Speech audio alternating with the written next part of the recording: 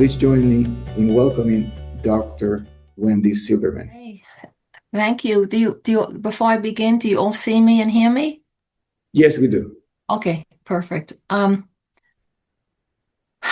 I have to begin because I'm a bit choked up, to be frank with you, because it's hard to believe that it's 30 years, because it seems like yesterday when Don called me in my office when I was at FIU, Florida International University, and Don said, "Wendy, this is Don Meichenbaum." And I was, yeah, I was like, I said, the Don. I said, Don Meichenbaum? And I, pulled out his very influential book for the field and for me on cognitive behavior modification. It was a pioneering book, and I was, so happy to meet Don on the phone. And then he invited me to be a speaker at the 2005 Melissa Institute conference, held live at the time.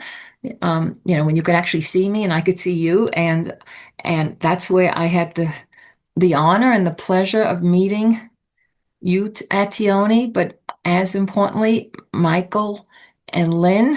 And Michael and Lynn shared the story of Melissa, which to this day, I know that Melissa is so proud and pleased with all that we've done and the honor that I've had to be on the scientific board. And I just want to say that this is an honor for me to be one of the speakers at this 30th meeting. And thank you, all of you at Tion, all of you for all you've done. And yes, I do need to give a shout out to Natalie because she did help me a lot in even figuring out how to put this background behind me, because otherwise you'd be seeing, my office. So I just want to begin with this huge thank you.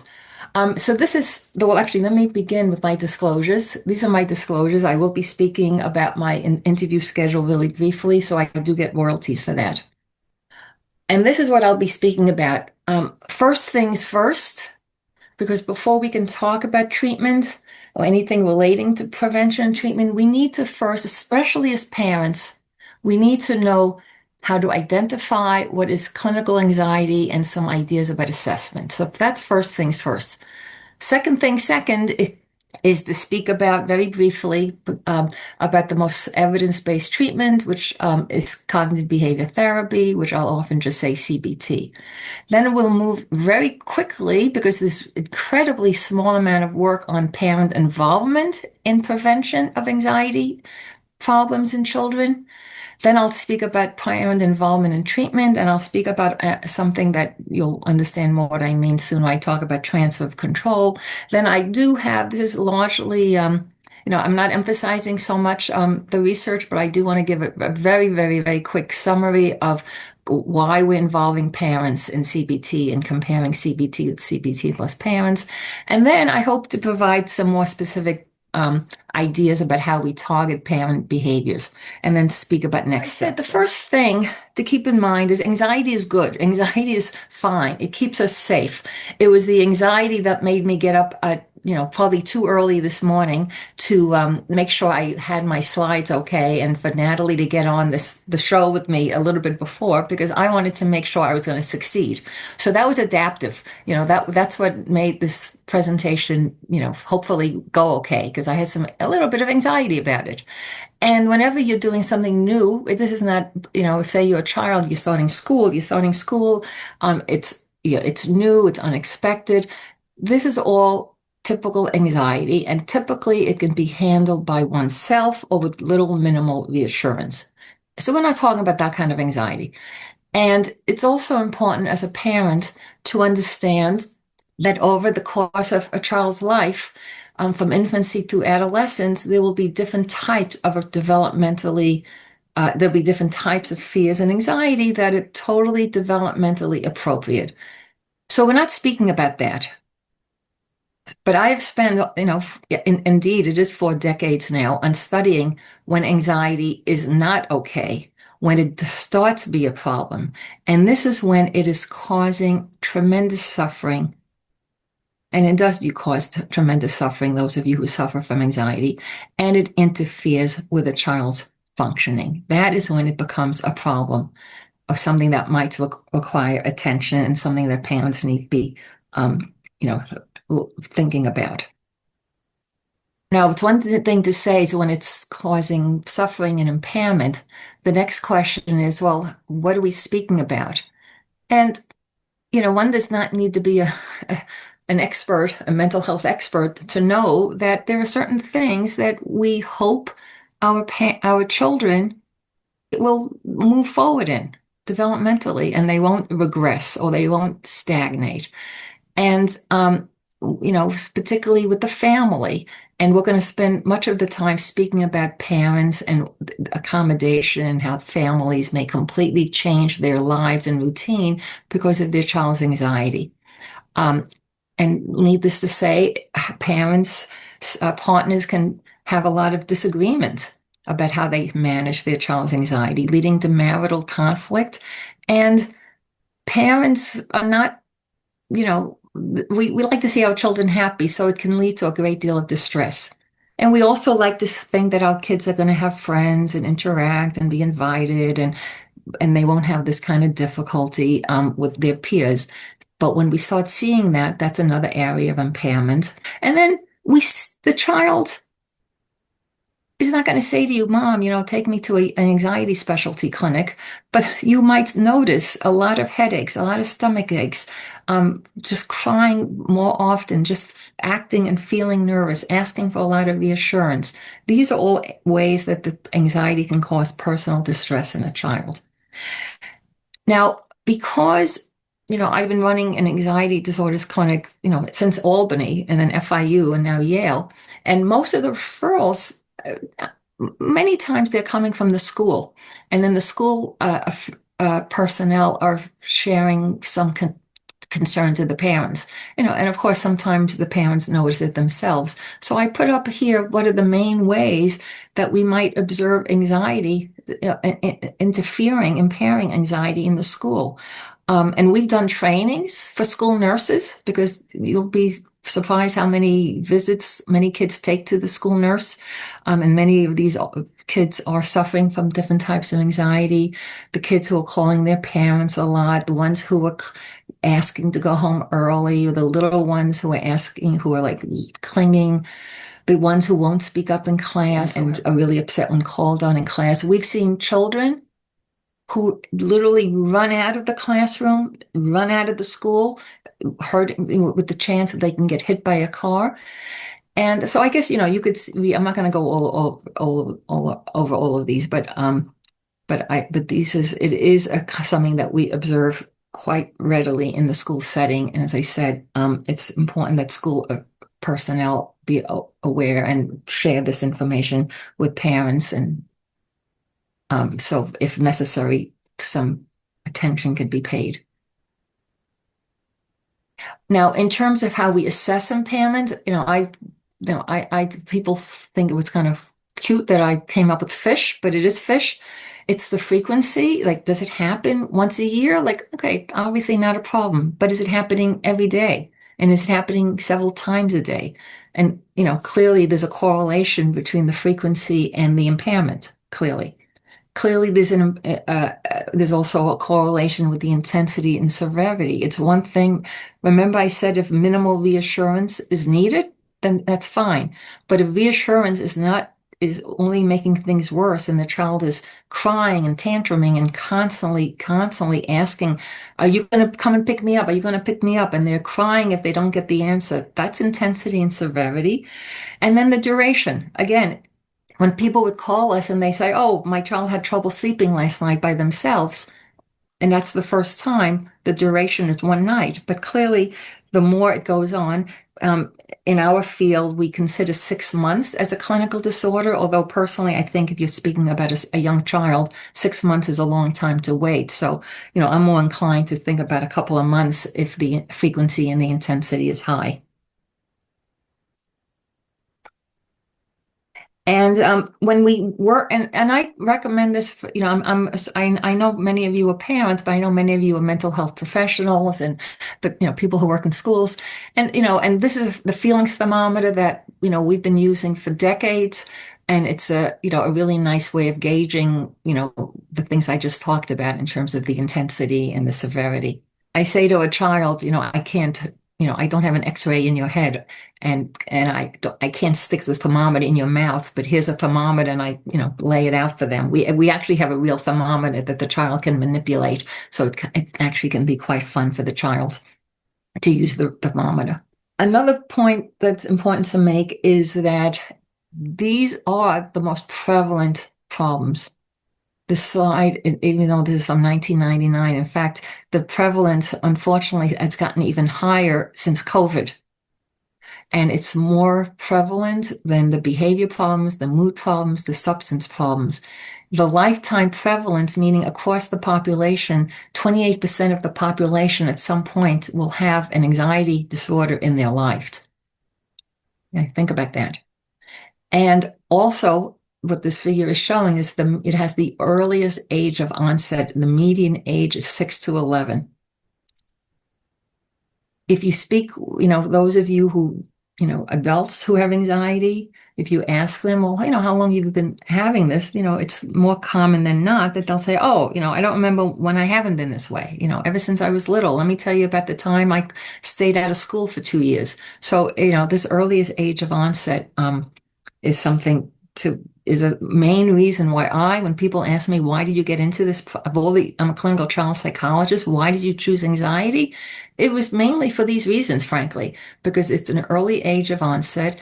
It doesn't necessarily go away. And my next slide will speak to that in a moment. And it's really prevalent and really, really impairing and interfering.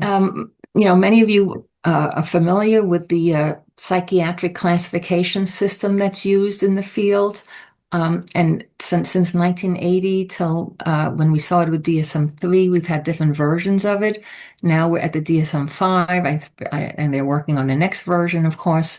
And I could give you, it would take me 30 minutes, maybe even a little bit more, for me to tell you all the different ways that anxiety has been viewed by the psychological, but this is a largely psychiatric profession. This up here, what I put on this slide is how it's currently viewed in the DSM-5. So what was most notable with DSM-5 is selective mutism. Kids who have really a hard time speaking to other people begins, by the way, by age 2 and 3, you see kids with selective mutism. That became an anxiety problem. And PTSD and OCD, post-traumatic stress and obsessive compulsive, is no longer considered an anxiety disorder. Those are the main changes that were made with the DSM-5. And what I put on this slide is the sequence developmentally, how these problems appear. So as I said, the selective mutism, that begins super early on. And if you get selective mutism and can work with a 2-3-year-old doing some of the work that Steve Kurtz has done, which is very much based on parent-child interaction therapy, they obliterate. I mean, they truly do selective mutism at a super young age. I actually, just had dinner with Steve at an anxiety meeting 2 weeks ago, and I asked him, I said, how much is the relapse? He goes, you know what? The kids don't relapse because we get them by age 2 and 3. So that's kind of remarkable. So I guess, so anyway, so that's the youngest one. And specific phobias, begin by age 4, 5, 6.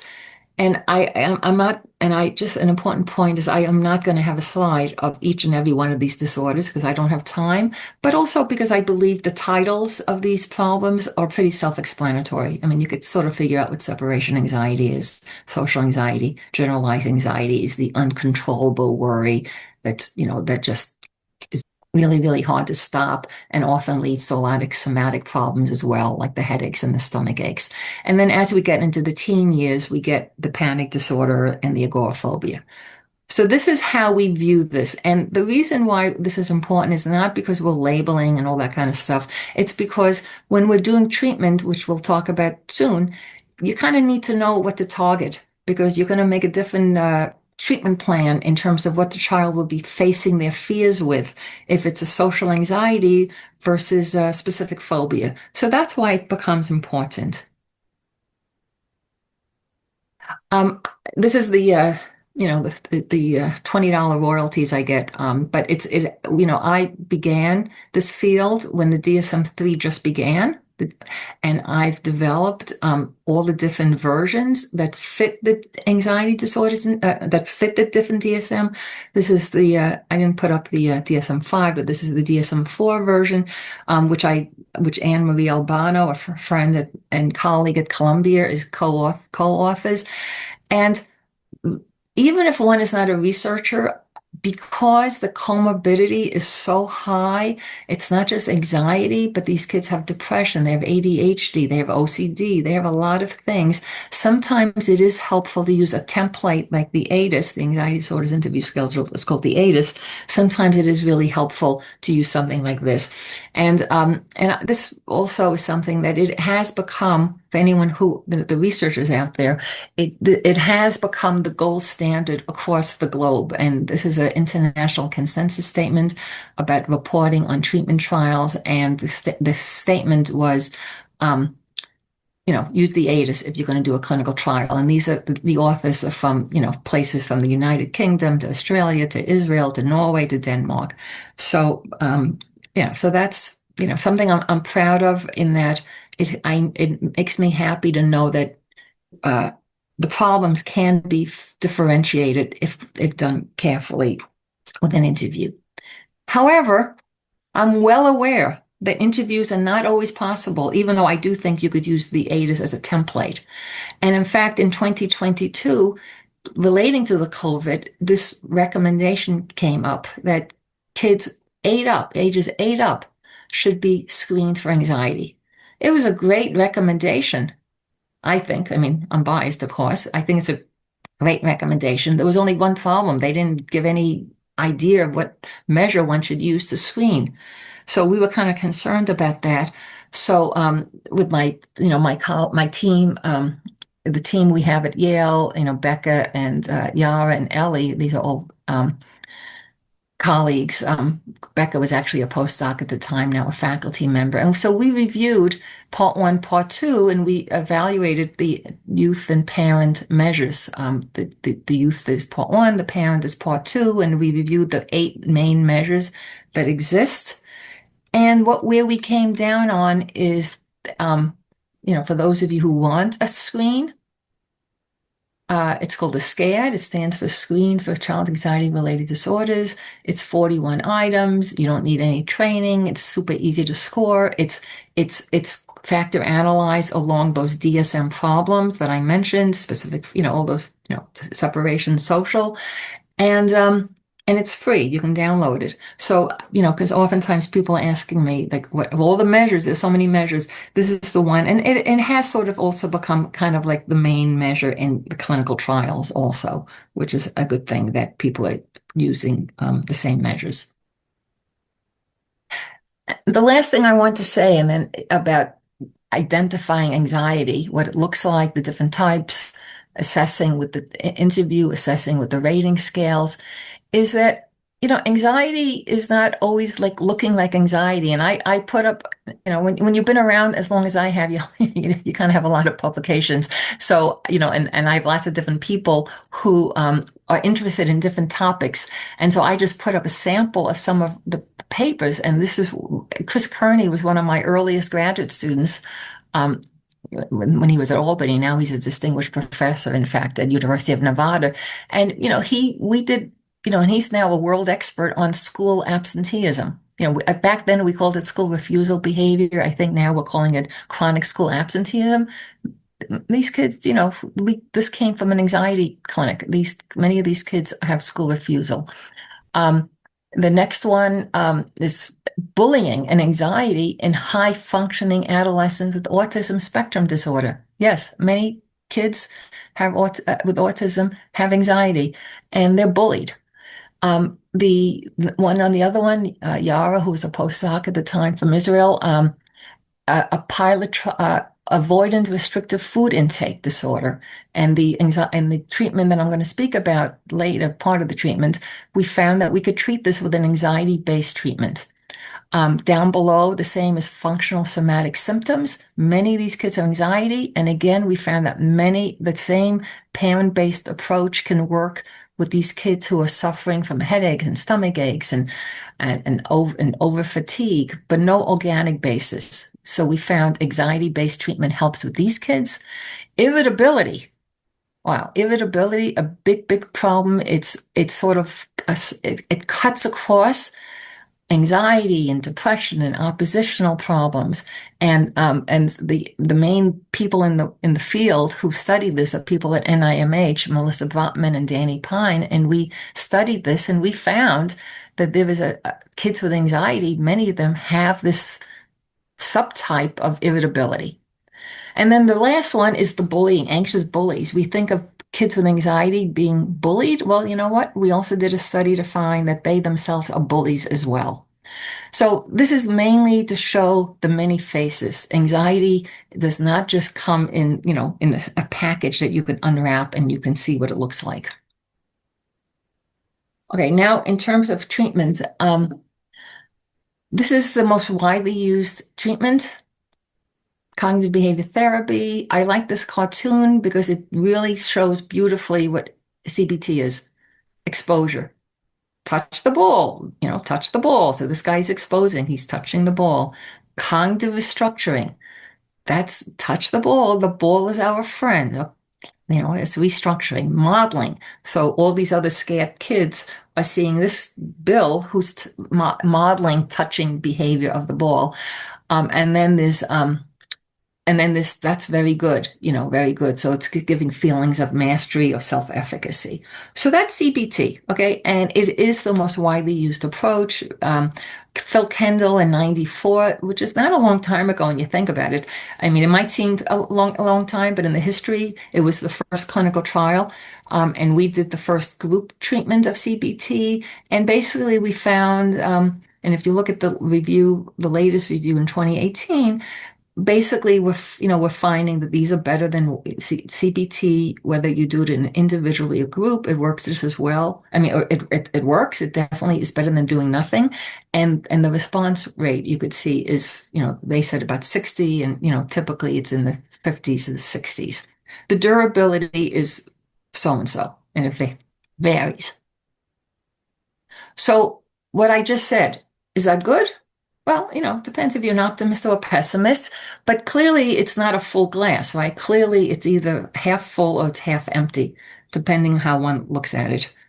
But clearly it means that we need to do more than CBT because it's not helping. And no treatment's going to help 100%, but it would be nice to do somewhat better than what we're doing. We always want to do better. So this leads to the question of, can we fill up the glass by involving parents? And one with, is that going to make it better than CBT alone? That's the question. We would like to think it's not going to hurt, and there's no evidence that it hurts to involve parents, but can it enhance? And another reason why we want to do it, not just to enhance CBT and durability, but, I want you to kind of like step back and think for a moment. When you were a child, or for those of you who have children, or those of you who have friends with children, when a child is upset, distressed, nervous, who are they going to turn to? No, it's not Ghostbusters. They're going to turn to their parents. Assuming we're talking about a functional home, okay? That's another, we're going to hear later about homes that are not functional, where the kids cannot turn to the parents, okay? But I'm working with this assumption that many of these children do feel that they have parents that they can elicit help from. And if they elicit help from these parents, that is going to help the child to alleviate their anxiety, and it's going to help them to reduce their distress, especially when they're anxious. So given that children are so typically eliciting help from adults, especially their parents, it seems really important to think, well, then parents are clearly not to blame, but they are an important part of the solution. They can be an important part of the solution. Children are coming to them, they can be an important part of the solution. The question is, how can they be an important part of the solution? And when I just said what I just said, it's not just children. I don't know. I think these are some kind of monkeys, which I don't know what they are, but there's something. But I just have a bunch of slides to show how this is cross species, that offspring cling sometimes to their parents. Okay. Given what I said about parents, parent involvement, um, you would think, okay, well, then if parents are so important, why don't we work with them in tr prevention? And I said at the very beginning, I was actually kind of shocked, how, that this, not shocked, but there's not that much out there compared to treatment. And when people think about how to involve parents, they're thinking about the most robust predictors of anxiety disorders that relate to parents. One is that these kids have inhibited temperament, behavioral inhibition. This comes from, really important historical research that Jerry Kagan did way back, at Harvard, where he, discovered that there are these temperament, behavioral inhibition. These are infants, toddlers who are shy, wary of novelty. And when we follow these kids, it triples the risk, especially of social anxiety, in about 40%. So inhibited temperament is a risk factor. Presence of an anxiety disorder is another risk factor. It doubles the risk. And then I can't tell you the risk factors of parenting behaviors, but we know that parenting behaviors also are risk factors. And I'll be speaking very soon more about the parenting behaviors. So given that, I'm just going to mention a couple. It's two of the most extensively studied prevention programs. I'm biased here to present Golda Ginsburg work, as Golda was one of my first postdocs when I got to FIU. She had the honor of coming here right when Hurricane Andrew hit. So, but Golda was a great postdoc and has a very distinguished career herself at University of Connecticut now. And she developed something called the Coping and Promoting Strengths Program. And this is children with no anxieties and their parents with anxiety. And they were randomized where the kids basically got CBT, the parents basically got modeling and reducing their control compared to an information group, but there was no meeting with a therapist.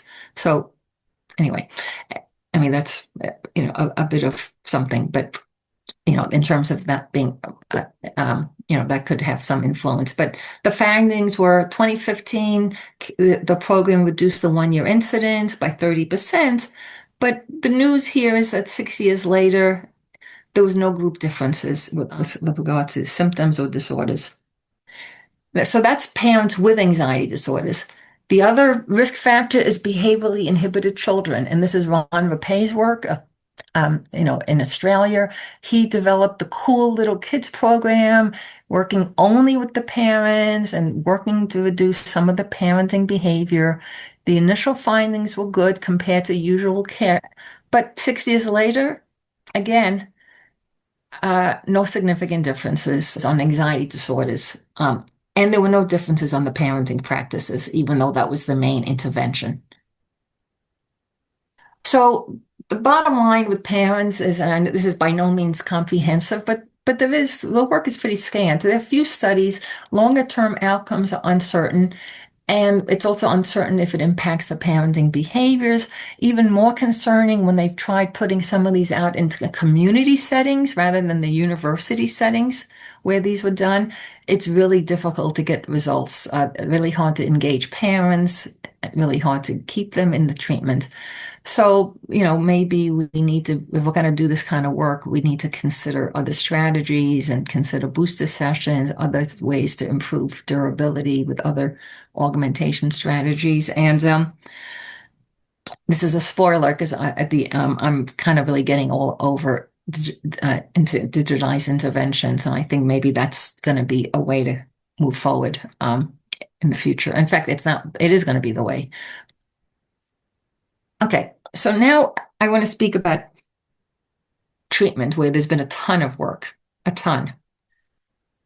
Now, this is something called the transfer of control. I mean, this is something that Bill Katinas, those of you who might be from Miami might know Bill Katinas. He was a very dear friend a really, really dear friend of mine, and my best collaborator who passed away during COVID. And we did much of the work I did at FIU was with Bill, and we wrote this book together in 1996.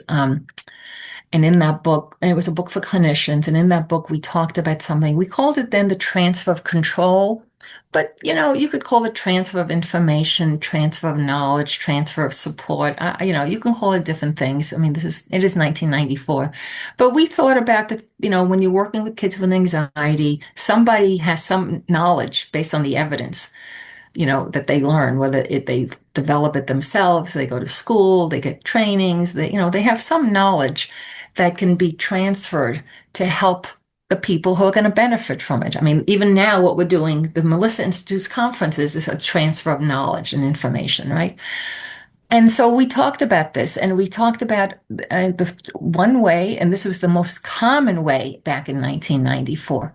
I'm sorry, 1996. Keep in mind, Phil Kendall's study was only published in 1994. My study of my group's treatment was only published in 1999. There were like no parent studies back then. When I say no, I exaggerate, but really few parent studies. So one way is the traditional way where you do CBT with the child.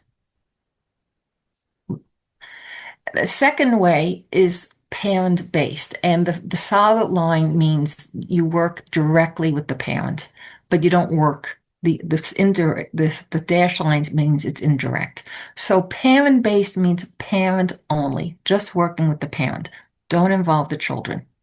And there are several ways of doing this that are that are studied quite a bit. Is Kathy Creswell's work, which is parent-led CBT, and it's basically training parents to be coaches.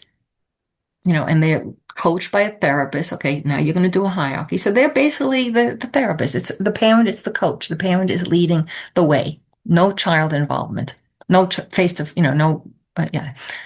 The other way is, and this is Ellie Liebowitz. He's a very close collaborator and friend of mine. When I got to Yale, he received a K Award, which is an award to begin his career in studying this intervention that he calls SPACE, supportive parenting for anxious childhood emotions. It's parent only. But here it's not CBT, it's basically working with the parents to help reduce the child reliance in the parents. Because I showed you before how children can be reliant. So that's what SPACE is. And I collaborate on this work with Ellie.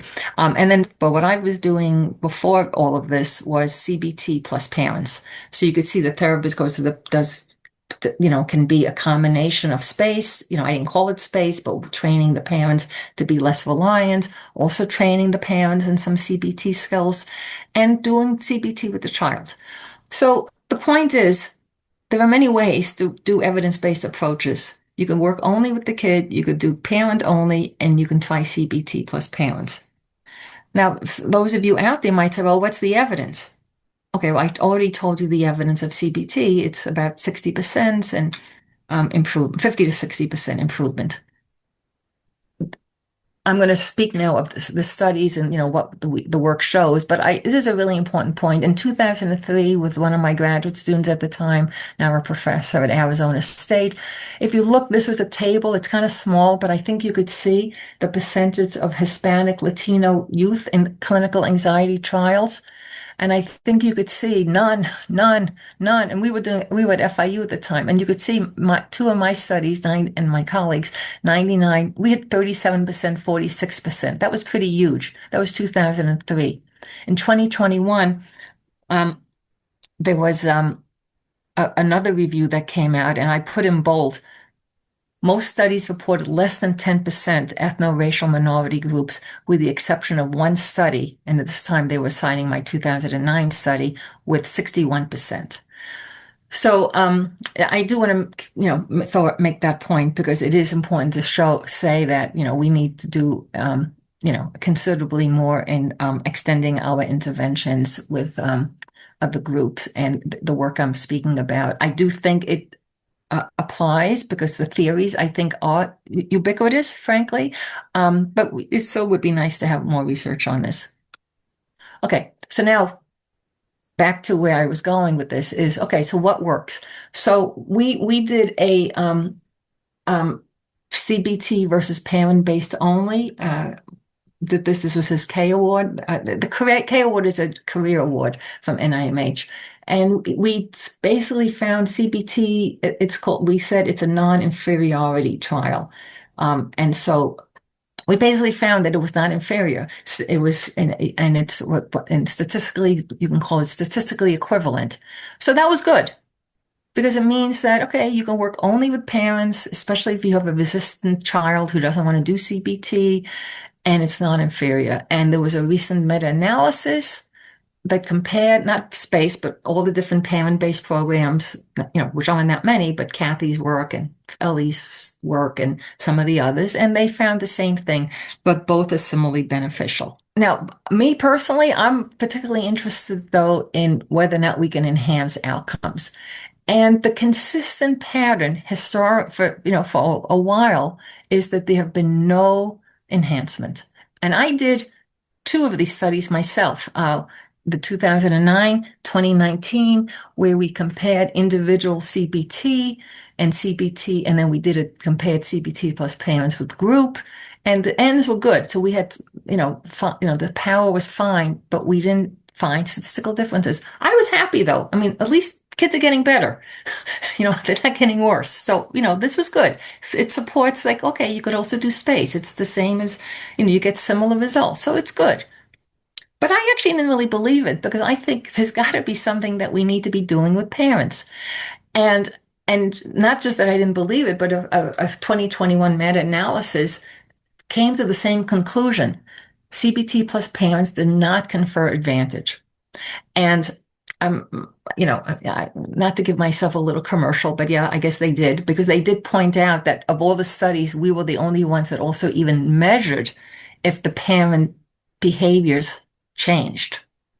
And the answer is, in the studies that we later did, the answer is yes, the parent behaviors changed. What we're trying to teach the parents changed those behaviors, and those changes were associated with outcome, or what we call mediation. But having said that, the general history has been CBT parents did not confer advantage, and many people still think that's the case. And why is that? I'll tell you why. Because having done two studies where we didn't show enhancement is because, in my opinion, having done this work, we trained the parents to do too many things. It was just all over the place. It was sort of a kitchen sink approach to training parents. We didn't really give enough detail and concrete prescription to the parents about what to do. And and also it's hard to change parent behavior. And to think that in 12 to 14 meetings plus doing CBT, it's a pretty steep hill. And as I said, most of these studies didn't even measure the parent behavior and whether or not it was associated. So that's why I believe the history has been that CBT plus parents has not shown to be more effective than CBT alone.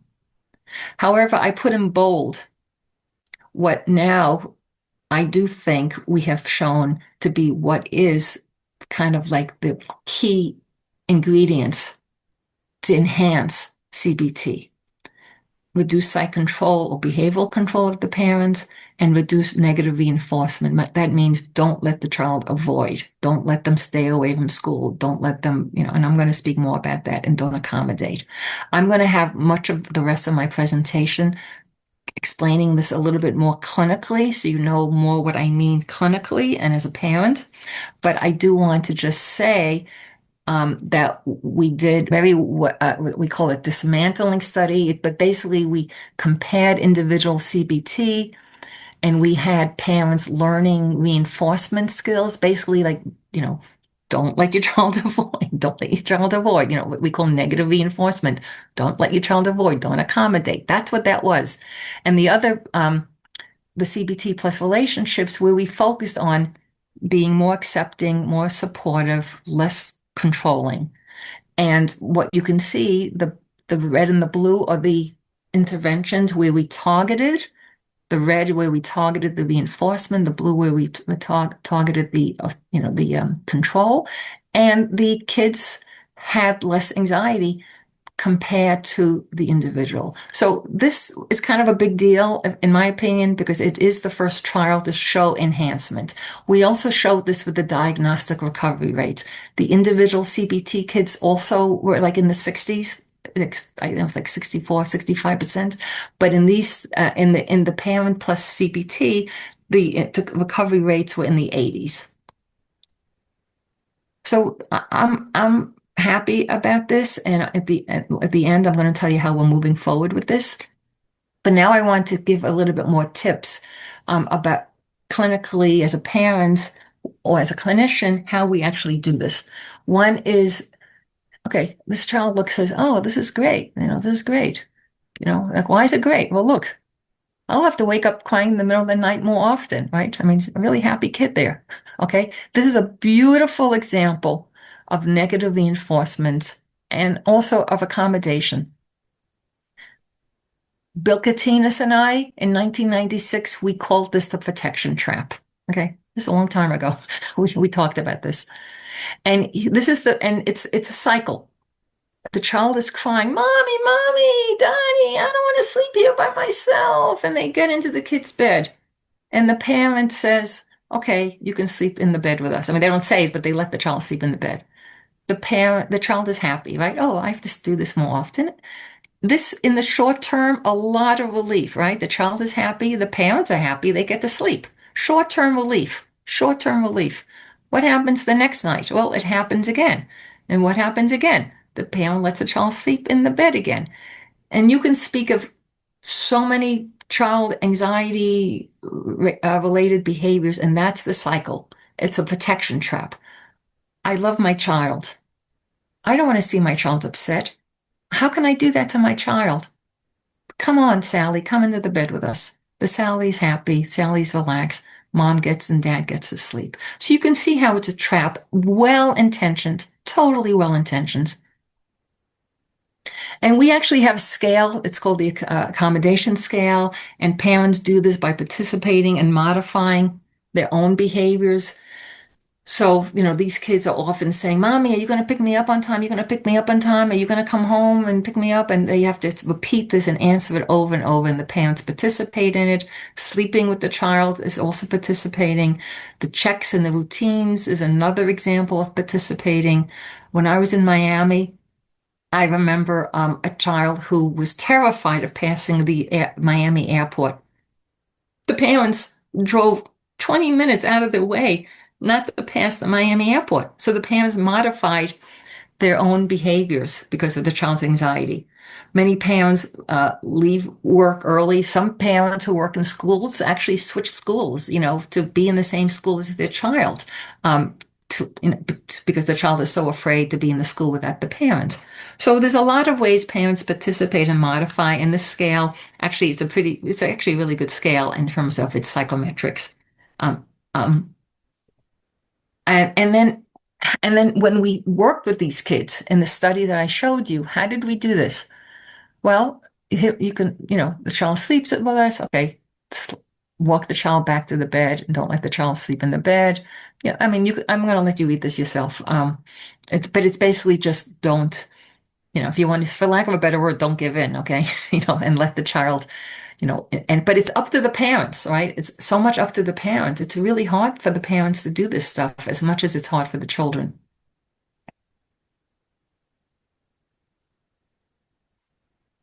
Okay, the other parent behavior that I talked about, there's many different ways of calling it. We called it psych control. Now for the presentation, I'm calling it psych and behavioral control, but it's also known as overprotection, intrusiveness.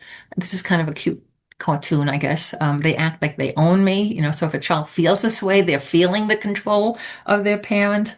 And we can also measure these parent behaviors with some rating scales. We also do use observation, parent-child interactions, but here you can get a sense of some of the items of the psych control. I use guilt, I withdraw my affection, I take things over. So these are some of the ways that we do measure this. And I said we also do use interactions to kind of get a sense of these parent-child behaviors.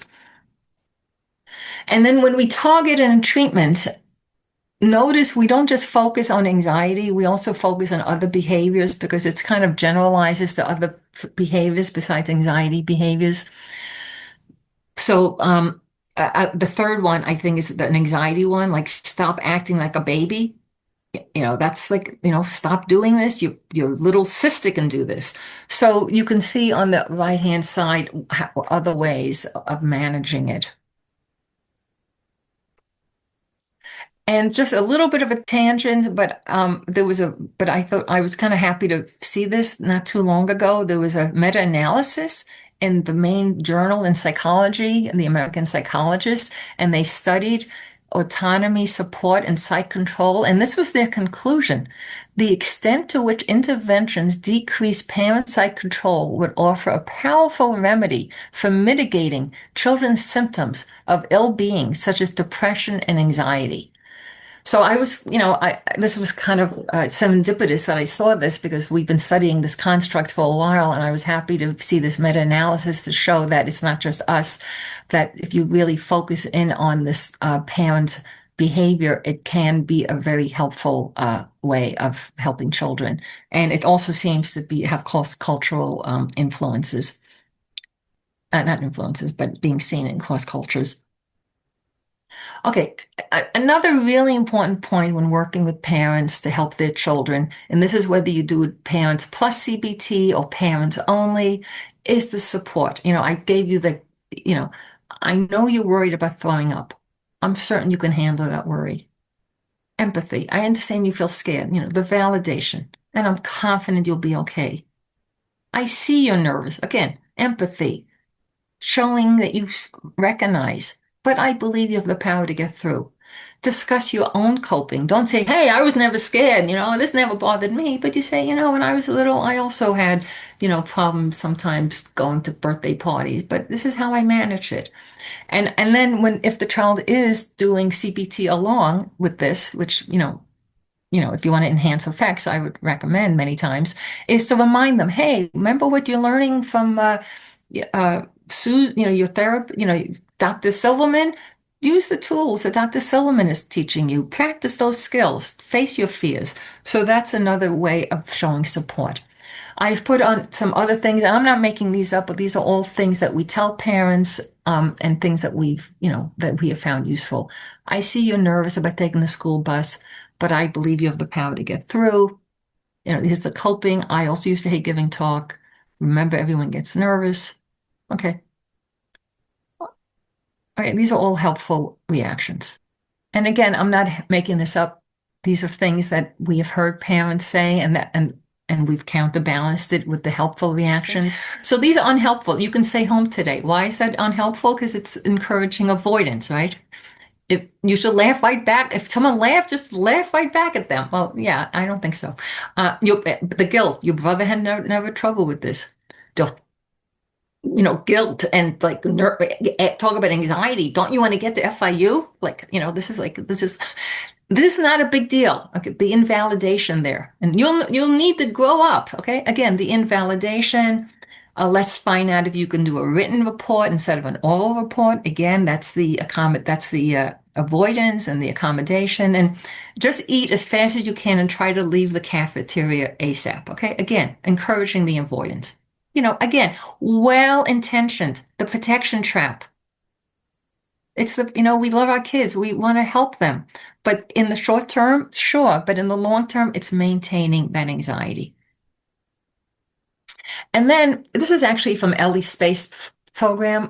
But I think, and so it's great if you're doing parent-based only. I think it's also great if you're doing CBT plus parents, because, all of a sudden the child's expected to do things on their own, and the parent is kind of like, doing things differently. So it's good to give a heads up and not go cold turkey with the child, because that's going to inevitably lead to a lot of confusion and a lot of anger. So, and these are a real letter. Dear Anna, we love you so much and so proud of the young lady you're growing into. We know you feel anxious at bedtime, especially around separating from us. We now realize that our behavior, leaving the door open, and I'm going to even say letting you sleep with us in our bed, has not helped you. Therefore, we have decided from now on, we will not keep our bedroom open. We will not let you sleep in the bed with us. And when you call out, we'll say goodnight. And this is going to sound really hard, and we know it sounds hard, but we're certain. I don't know if I would say 100% certain, but we're, highly certain. We're pretty confident you can handle it. This is not a punishment. You did nothing wrong. This is our way of helping you to overcome your worries and the challenges you find in sleeping alone in your bed. So that type of supportive heads up, I think is a very nice way of parents, working with the parents and for the parents sharing what's going to change. And so by helping children face their fears and parents changing their own behaviors, it can help transform a child's relationship with anxiety. It can enhance autonomy. We actually have measured self-efficacy, Bandura's, the efficacy of feeling mastery and control. And we have found, in fact, we just presented this a couple of weeks ago at the anxiety meeting, where we found self-efficacy does increase following this approach. And so what we're doing now, we're doing a lot of things, but this is actually really hot off the press news, is that we actually just received a really generous gift from a donor. And I've been talking about this for a while, but it's been hard to get, actual funding to do this. And so we now have the funding, and we are going to now be tested. We have developed, but we're going to continue developing a digital intervention because I showed you the findings, but it needs to be replicated. I mean, it was just one study, but I actually believe in that study because I've been working this, it was like my sixth trial. So after six studies, I think I finally figured it out, I hope, but we'll see with the digital intervention because this will be something parents can use all the time. So I'm hoping with this, we'll get stronger effects and we'll get the durability. Because that's the bottom line. It's one thing if things change after 1 year, but we want to see what happens after several years. And so I'm hoping we'll be able to do this with more digitized approaches. I also just this is not I also because I think a lot of the people here are from Miami because we're recruiting at Yale. So you should be in touch with us if you are interested in participating in studies at Yale. But because I think this is a high Miami group, but I know you're from Canada and all over the place. But for those in Miami, I still am collaborating because the child anxiety phobia program that I developed at FIU is still going super strong. We just did a two-site study with myself and at Yale and Jeremy Pettit, who now directs the program. And we have this project that we're recruiting for, which I'm not going to get into, but I do want to make people aware that FIU's anxiety program is still going strong and we're still recruiting subjects. Actually, we were recruiting families for some cool projects. So the takeaways. Anxiety disorders are prevalent. The first task for anyone is to identify and assess if it's clinically relevant. I told you there's many phases of anxiety, irritability, kids who have trouble going to school. CBT helps many children, or besides those, CBT helps many children, 50 to 60, but we need to do better. Prevention studies with parents targeting behavioral inhibition and parents who have anxiety may be helpful, but we need more studies, more evidence. I talked about the transfer of control, that we can work only with the children. That works. We can work only with the parents. That works. We could work CBT plus parents, but if we want to try to enhance CBT, the study, the work we've been doing shows that if you target the negative reinforcement or the accommodation, don't let your child avoid, don't give in, don't let them sleep in the bed with you. That's the protection trap. And if you reduce some of those controls, it might be a very fruitful way to enhance current evidence-based treatments. I also shared some helpful and less helpful parent reactions. And then I talked about the future, which I do think is digitized interventions. So with that, I want to again acknowledge the Melissa Institute. I didn't say that being a member of the scientific board of all the many things I've done, personally and professionally, being a member of the scientific board personally and professionally has been up on the list. Totally. By the way, Lynn and Michael several years ago presented at Yale at Grand Rounds, which is kind of a big deal. And they were like incredible. People were so impressed by what they do. And so I try the best I can to help promote the Melissa Institute through those kinds of things. And I just want to say again, it's an honor to be here at the 30th anniversary. And I want to thank you all so much. And so with that, I'm going to say thank you. Thank you, Wendy, for that informative, thought-provoking, and action-driven talk.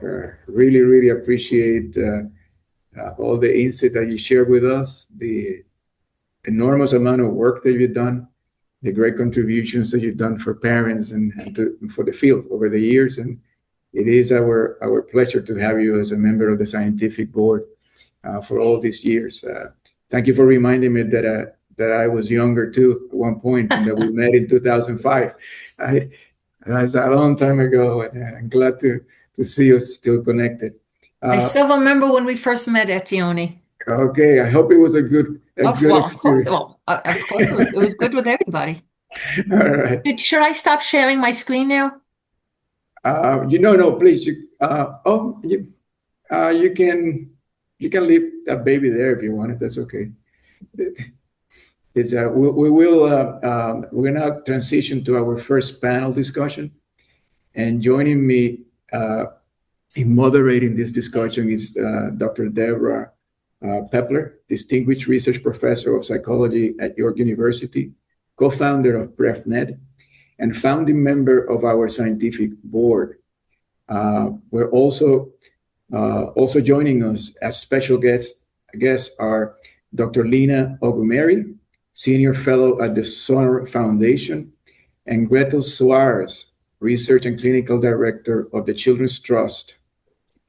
For 40 years, Dr. Ogumeri has advanced children's mental health and crime prevention in Canada and beyond through measurement-based care, helping organizations integrate research into clinical practice. She's the recipient of numerous prestigious awards, including the Prime Minister's Regional Social Innovation Award, the Elizabeth Manson Award for Contributions to Children's Mental Health, the CAMH Difference Makers 150 Leading Canadians for Mental Health, and the International Society of Crime Prevention Practitioners Community-Based Program of the Year Award, among others. Between 1985 and 2024, she served in multiple leadership roles at the Child Development Institute in Toronto, including Director of Program Scaling and Strategic Partnerships, and was later appointed Chair of the Ontario Government's Youth Task Force. Gretel Suarez is the Research and Clinical Director of the Children's Trust. As many of you know, the Children's Trust is funded through local property taxes and is a key supporter, or one of the key supporters, of programs across Miami-Dade County that serve children and families, including wraparound care coordination services, group and individual parenting, and various trauma-informed mental health interventions. She holds a master's degree in marriage and family therapy and has extensive experience evaluating nationally implemented research-based parenting programs. Dr. Pepler, would you like to just get us started? I will. Thank you so much, Etione. And Wendy, I just want to thank you for a wonderful talk. I think it exemplifies what the Melissa Institute has been working toward over 30 years. It's a beautiful marriage of the science and the practice, what the science means for the practice, and even what it means for everyday parenting, which we know is a real challenge. One of the things I really appreciated about your talk was that you took both the developmental and a relational perspective. And I think often we forget that children develop through different stages and that the relationships in which they develop are, in fact, the relationships that shape them. So I just wanted to ask how you would frame early on in your talk. You said we don't want to blame parents. But then later you talked about the behaviors the protection trap and other behaviors that parents do that really shape their children's anxiety. And I wondered if you could pull that apart for us a bit.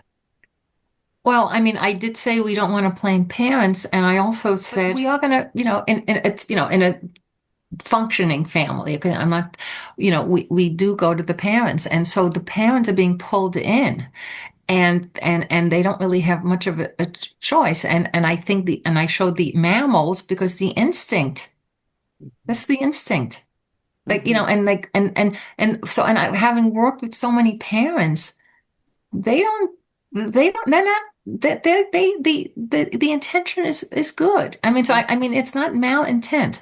So I guess, there's no blame here. It's part of the parent-child relationship. And I also had the balance, the scale there, because it's a balancing act. It is. So, and it's a tough one. So what I hear you saying is the child impacts the parent responds as well as they can, depending on their own predispositions, and then that shapes the child's behavior. So we know that there's that correspondence over time, and that Exactly. And can I just exactly, and I want to say, like, one of the studies that we did, and I think it's such an important study, one of the treatment trials, is that when we did CBT alone with CBT plus parents, even though we didn't find any differences, right? They both worked. But you know what happened? Is that even when we worked only with the child, didn't work with the parents, when we measured those parent behaviors, the parent behaviors improved. This is true of space, by the way. We're finding some of the accommodation is improving even with CBT. Now, you might say, like, oh, but actually, I kind of remember myself, like, when my kid was anxious, I got anxious. But you know what? When my kid was not anxious anymore, I didn't get any therapy, but I felt great. So the point is the bidirectional association. So even without necessarily training parents, by working only with children, parents can, change their behavior. Because it's reciprocal. It's bidirectional. Yeah. Great. Thank you so much. I'm going to pass it on to Greta or Lena, one of you, if you'd like to join in. Sure. Thank you so much, Dr. Silverman, for this super informative talk. I don't know if you remember, but over 20 years ago, I was an undergrad at your lab. So it's such an honor. And Dr. Aldarondo was my practicum supervisor. So Oh, man. full circle moment. Wow. Gretel, so- wow. I remember you. No, Thank you. Feel honored. No, but this makes me so happy.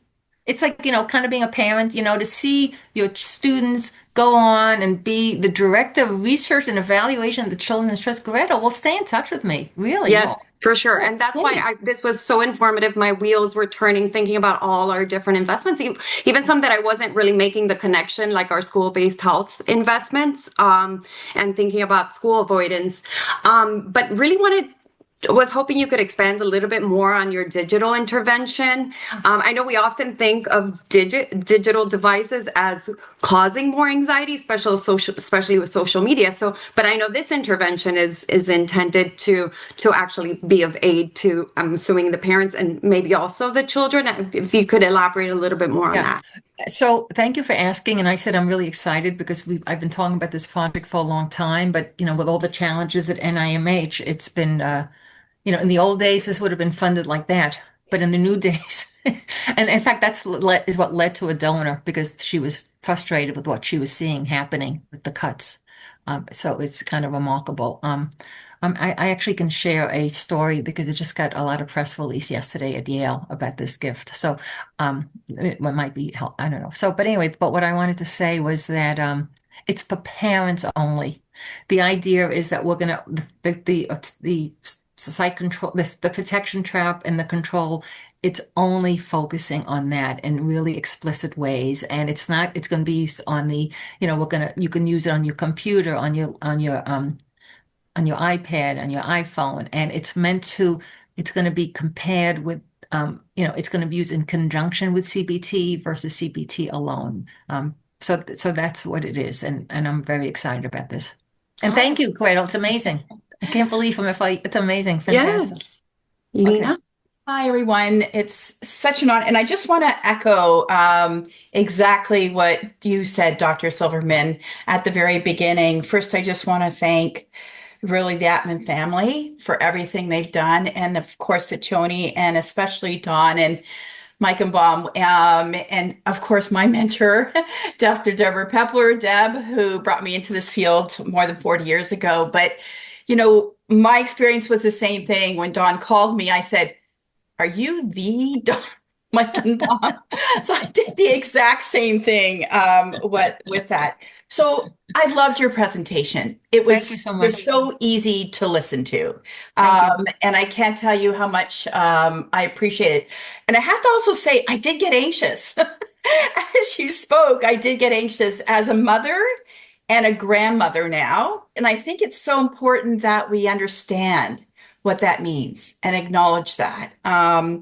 So my question to you is, and I have so many questions, but I'm going to ask you one of my questions that was at the very end of my questions was, after 4 decades of research, what is one assumption about child anxiety or its treatment that you think the field needs to rethink?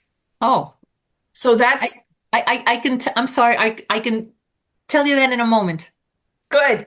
I'm sorry. It's not because it's not because it's an easy question, but it's such a prevalent belief, Perfect. which is these problems are no big deal and they're going to go away. They're going to go away. They're going to go away. And so, I mean, and the lack of understanding that these anxiety problems, especially when they are severe and they go untreated, are not going to go away. And when I gave you that developmental trajectory, typically a young child, 7, 8 years old, might have the separation anxiety disorder. But if it goes untreated, by the time that child is 14, 15, these kids often then have the panic disorder. And then I used to have another slide. I should have put it up. It's called the gateway. Anxiety is a gateway problem because you have the separation anxiety. Then teen years, you got the panic.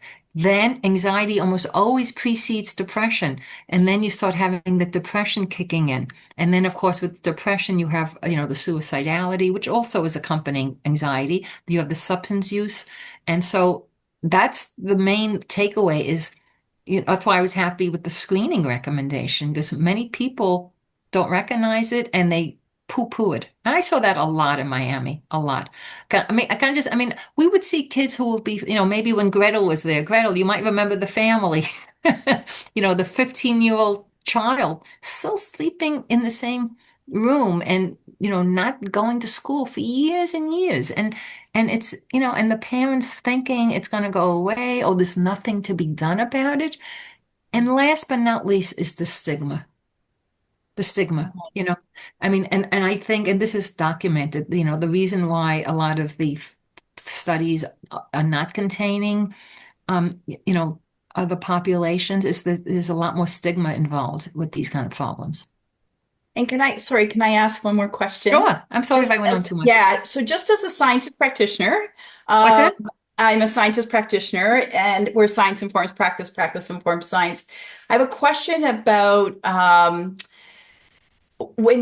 two things. You're recruiting for this new study, which is 11 to 15, which is excellent. I'm so interested in hearing more about that. But you said that one of the most prevalent ages is 6 to 11, which is the age that for years we worked on with the SNAP program, for example. And I know my colleague, Tina Del Bianco, is on this call, and she asked in the thread about trauma, right? The role of trauma and how does trauma play in this? So I'm asking a multiple question. One is, how does the role of trauma play into this when we think about dealing with anxiety? But also the recruitment is, did you think about maybe doing a 6 to 11 or is that too difficult with regard? Well, I mean, the median age of onset is 6 to 11. So that's when it's most likely to begin. But but in terms of like when it's most prevalent, it's kind of like it's kind of distributed. I mean, I could tell you that the modal age, the most frequent age of when kids are coming in and presenting for treatment tends to be 10, 11, 12. So Okay. and trauma is, You know, we do always, because we use my interview schedule and we do have a post-traumatic stress disorder section. And clearly, if a child is still at risk and being exposed to traumatic events in the home or elsewhere, we, of course, do the necessary protection of the child. Um, having done that, it's the same is true of medical conditions. When they present with medical conditions, first you know, clear the way for the medical conditions by speaking to the pediatricians and what have you. But once we've cleared that, anxiety is still a really, really important part of the picture. I mean, unfortunately, you know, Annette is, you know, the work I did with Annette in hurricanes, we showed anxiety was a really important part of the picture of the trauma. And anxiety, the kids who did worse after Hurricane Andrew were the kids had pre-existing anxiety. Okay. So it's all kind of part of the picture. So I think we can still treat for the anxiety extremely well, and you know, assuming the child is not at risk, because anxiety and you know the symptoms overlap. Right. Thank you. Right. So I was wondering, Wendy, thinking about where a child manifests this anxiety, it will come at school, and I've studied bullying for many Right. years in my career, and the children who are most anxious seem to signal to the others that they're vulnerable. And I wonder whether there are things that we can do to support teachers to shape peer interactions in a way that will promote a sense of comfort and reduce some fears in the school context. So yeah, I mean, as you saw, we have done some studies on the bullying and with the kids with anxiety and autism, and they are bullied more. And we also did that, I thought, very interesting study showing that the anxious children themselves are perpetrating the bullying. You know, that's the Oli. I don't know how to pronounce that guy's name, but you probably know Olius, whatever. Yeah, Oh, always. Yeah. Yeah. But I mean, so yeah, but I have to be really frank with you, Deborah. If I may, the nice thing about having a panel is there's a panel. It's a panel discussion, right? Yeah.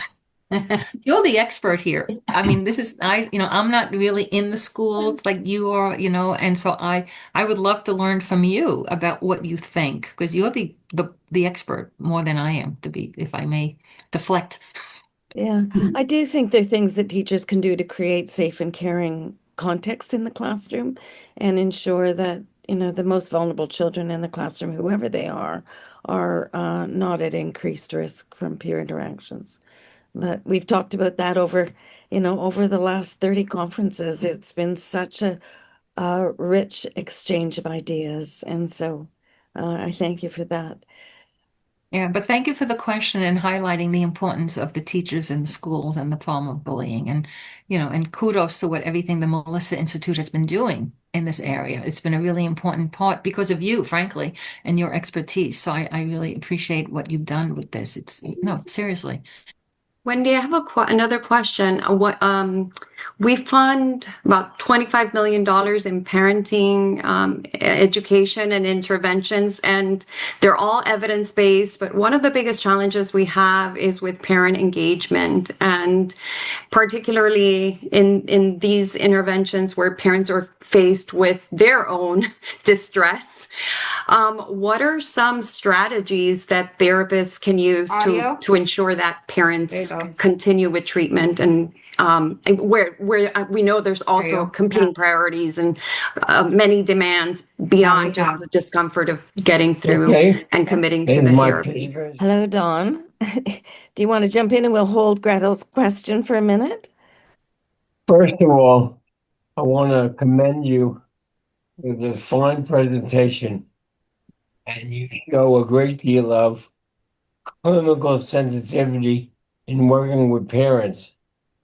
Let me suggest two additional tools you may want to consider. First of all, go on artificial intelligence and type in tools available for parents of anxiety disorder children. You will be amazed by the kinds of guidelines that can be developed by artificial intelligence to supplement your parent training. The second area that I think is relevant to where you look at is that I think you could use motivational interviewing a lot more effectively with regard to parent training. You know, they have a set of guidelines on how to develop with parents developmental discrepancies between the way in which they think they have worked with the child so far in terms of anxiety. I would then suggest that you use a variety of questions to get at that discrepancy in terms of how and what they've tried in the past, what's worked, what hasn't.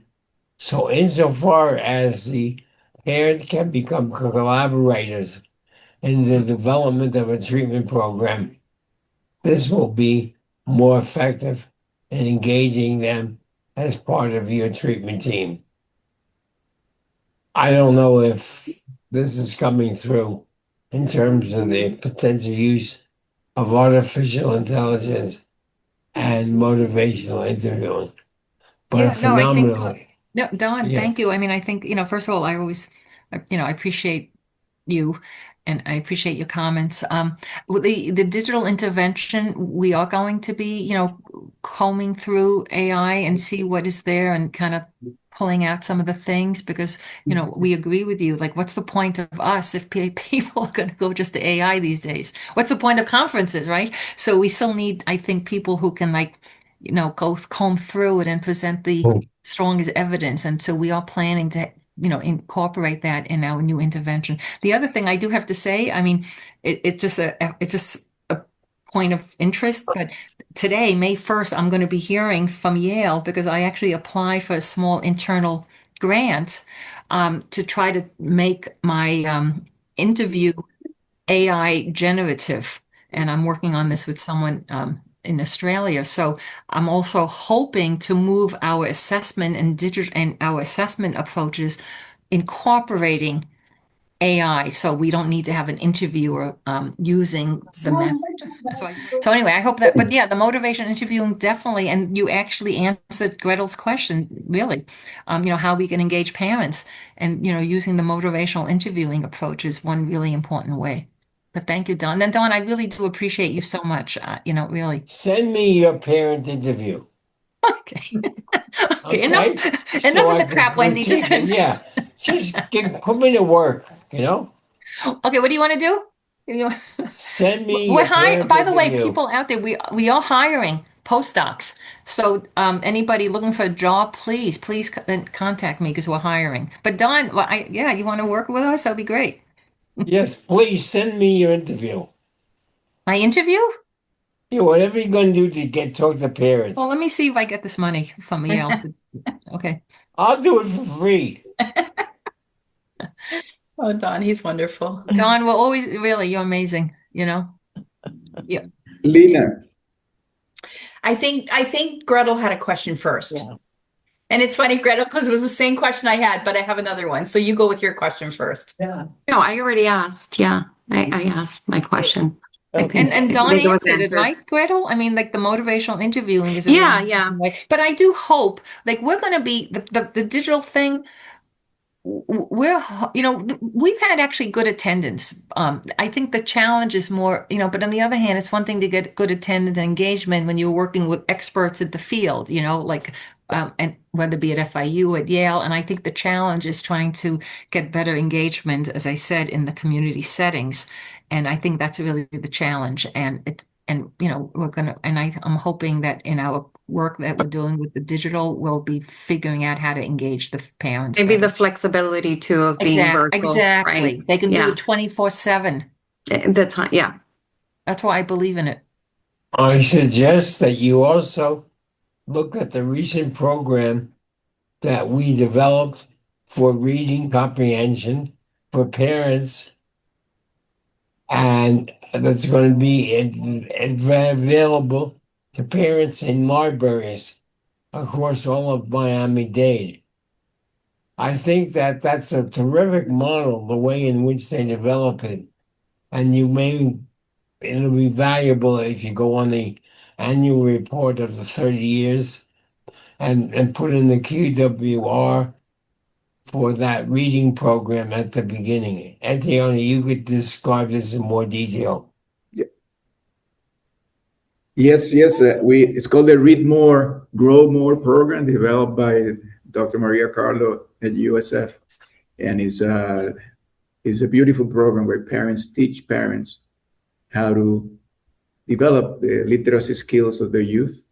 And we have curated a collection of books inspired by the themes and topics that have been covered by the MLA Science Institute since its inception for children's books. And it's going to be out very soon. Incredible instructional materials, videos, and we're very excited about that. I think it will be a long-lasting contribution to the well-being of the nation. And we're very excited about it. We'll keep you all informed about this. Thanks, Don, for bringing it up. I know. I wonder if there's children's books on anxiety. There's got to be authors who have written about anxiety in children. Yeah, And there are these children. becomes- There's a lot of children's books. I mean, even like the Franklin the Turtle, right? If you remember him, I mean, he's very much a fearful little guy. So I think even people who don't necessarily intend to be bibliotherapy, I think Franklin the Turtle is a great, if you great one. I used to read that to my kids all the Right. time. I do have a question. Currently, I'm working at the Sonar Foundation as a senior fellow looking at the kids in care and the intersection of kids in care and criminal justice. And one of the things I'm looking at a lot has to do with equity and access. And so much of the evidence base for CBT, for example, and parent involvement interventions really come from more controlled settings. And what do we know? My question is, what do we know about how these approaches hold up across cultural diverse, high risk, or under-resourced populations? And what are the biggest gaps you see? In terms of the controlled trials, they're not good. I mean, in terms of the representation, I mean, that's a fact. And it isn't it is not a good thing. And although the community effectiveness studies, CBT, they're okay. I mean, like if you're familiar with some of this work, I mean, people can AI this now, I guess, Right. but there is some of this work. But Nina, I'm really not expert on this, on the criminal justice and that whole population. There's a lot more work and has been understudied. But So, Wendy, I just want to finish by saying thank you so much for an outstanding talk and a wonderful discussion. I think we could have gone on forever, but there's a bit of a break right now for 10 minutes, and we're going to start again, or 9 minutes. We're going to start again at 10:30. So thanks to everyone who participated. Thanks to all those who are listening, and a special thanks to Dawn and Lynn and Michael and Etienne. See okay, you thank you shortly. all. Thank Be you all back so shortly. much. Okay. Thanks, Thank Wendy. you. Thank you all. Bye-bye.